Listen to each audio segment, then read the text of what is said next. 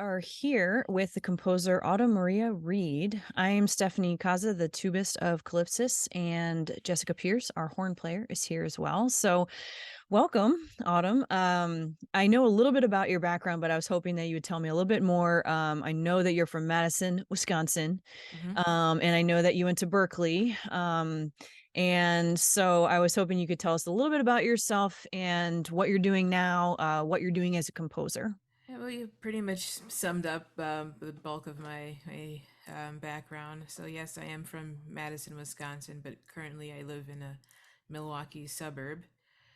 Um, as of late, I've just been teaching, music lessons in private, and also have been, subbing as a substitute teacher. And with the national teacher shortage, that's my main gig. But of course, I do have other performances. Like I do play in some ensembles in Madison and in Milwaukee, especially the Black String Triage Ensemble, directed and founded by Mr. David Holman. He's one of my good friends. He's like a brother to me. So as of late, I've just been teaching music lessons in private, and I'm a licensed substitute teacher in the state of Wisconsin. So subbing in grades, kindergarten through 12th grade has kept me on my toes. I bet. That's a lot of different ages. Yeah, yeah. Um, Regarding my piece, A Beacon of Hope, I wrote that in the middle of the pandemic. My background is that I am more of a string player. I play string bass. I also play electric bass as well. So I wanted to challenge myself by writing for, um, you know, winds and brass, especially brass. Um, when I was in sixth grade, one of my biggest regrets was not taking up the tuba. Um, and I know Stephanie's like looking like, yeah, yeah, you should have done it. You should have done it. I was like, that's the only time I've ever heard someone say that. Sorry, I don't know what happened to my She'll video teach you here. now. Yeah, I know. If I had a It's never tuba, too late. that She'll would be send you one super of those great. ones behind her on the wall there. I know. Just send you one of these. She's got a lot. Yeah, just email a trumpet, a trombone. I'm sorry, email me a tuba I'll do. and a, Yeah. and a trombone as well, Well, if I if you could have figure that out, we. time.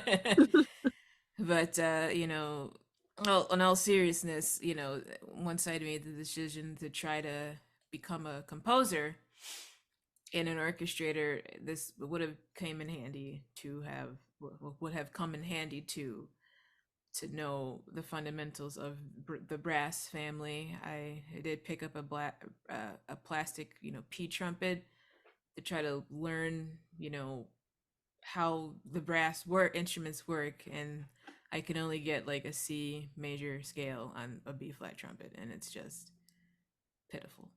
So challenging myself to write for brass, like a brass quintet, um, and this was, I want to say, during the pandemic, and I wanted to write something that was maybe a little cliche but uplifting.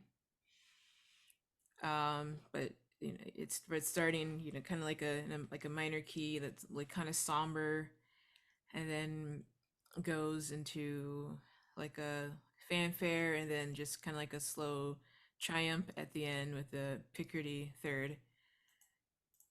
Um, and so it was a little challenging, but not so challenging as I am you know pretty pretty I'd say pretty darn good at writing for five voices. Usually, a string orchestra is more my comfort zone, but it, it's just challenging with other instrument types.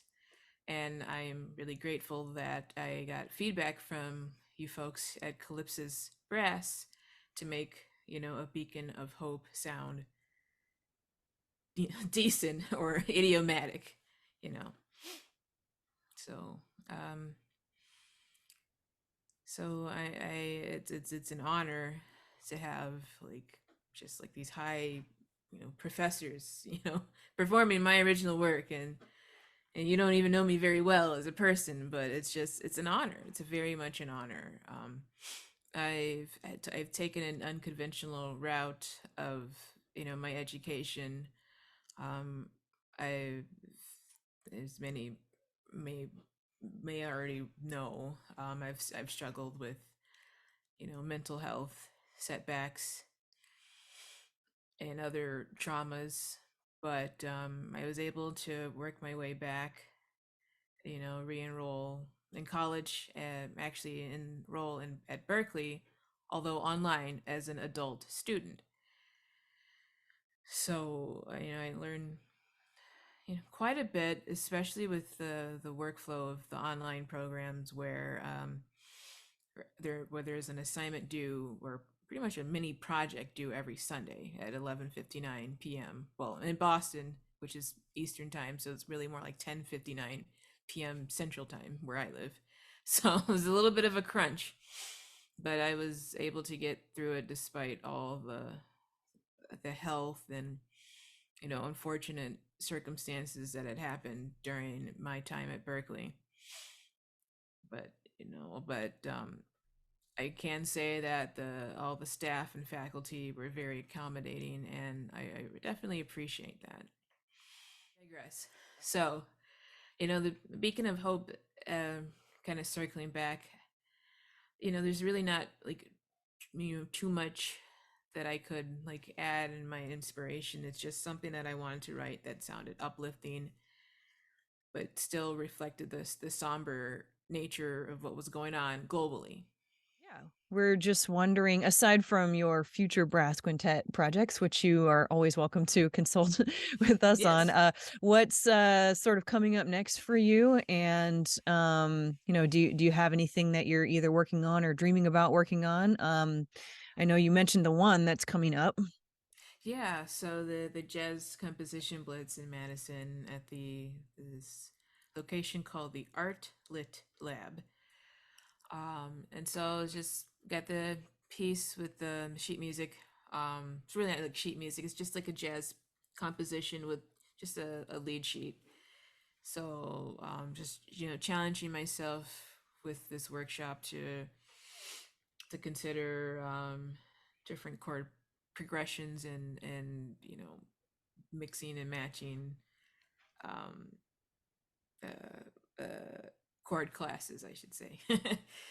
But I know that the sister organization to the Black String Triage Ensemble is it's going to have another concert in Milwaukee, to as a memorial for children who have passed away.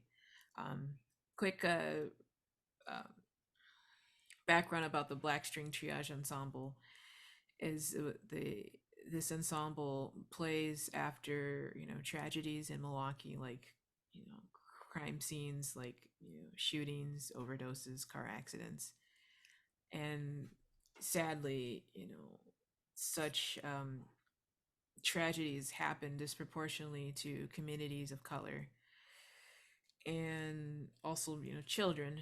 So this concert with the sister organization specifically, because the Black String Triage Ensemble doesn't give concerts, it's impromptu, on the spot, during the summer wherever there's like a strife or tragedy.